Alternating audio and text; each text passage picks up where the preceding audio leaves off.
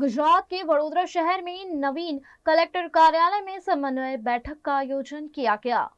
वडोदरा शहर के नवीन कलेक्टर कार्यालय में समन्वय बैठक हुई।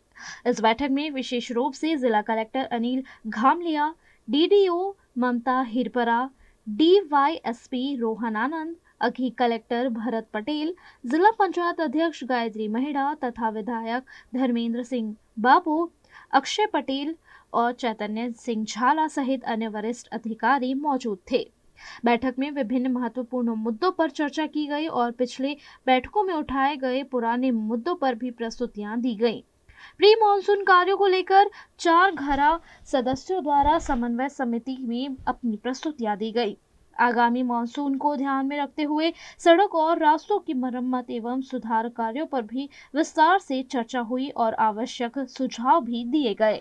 आज मारा विस्तारनी अंदर 5 दिवस पहला जे कई वरसाद पड़ो ए वरसादनी अंदर खूब मोटी संख्या में गामोनी अंदर वीजळीना प्रॉब्लेम था।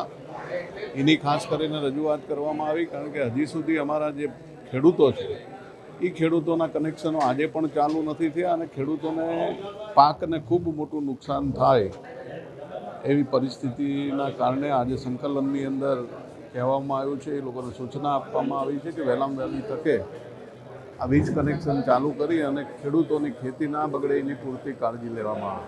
આજે જિલ્લા કલેક્ટર કચેરી ખાતે માનનીય કલેક્ટરશ્રીના અધ્યક્ષતા હેઠળ સંકલનની બેઠક મળી હતી। આ બેઠકની અંદર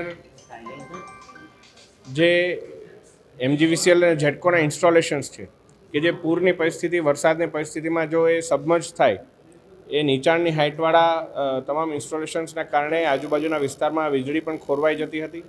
આ બાબતે ગત વર્ષે પણ સૂચન કરવામાં આવ્યા હતા અને આ સૂચનો અંતર્ગત આ વખતે જે નવા સબસ્ટેશનો બની રહ્યા છે તેઓ તો પહેલા માળે બની જ રહ્યા છે, પરંતુ જૂના ઇન્સ્ટોલેશન્સ પણ એની હાઇટ વધારવામાં આવે એ બાબતે ચર્ચા થઈ છે। સાથે જેટલા પણ રેલવે અંડરબ્રિજ છે અને જે રોડની નીચે છે એમાં પણ પાણીનો ભરાવો થતો હોય તો એના સિવિલ અને આર્કિટેક્ચરલ કરેક્શન્સમાં કઈ રીતે ફેરફાર થાય એ બાબતે ચર્ચા કરવામાં આવી છે।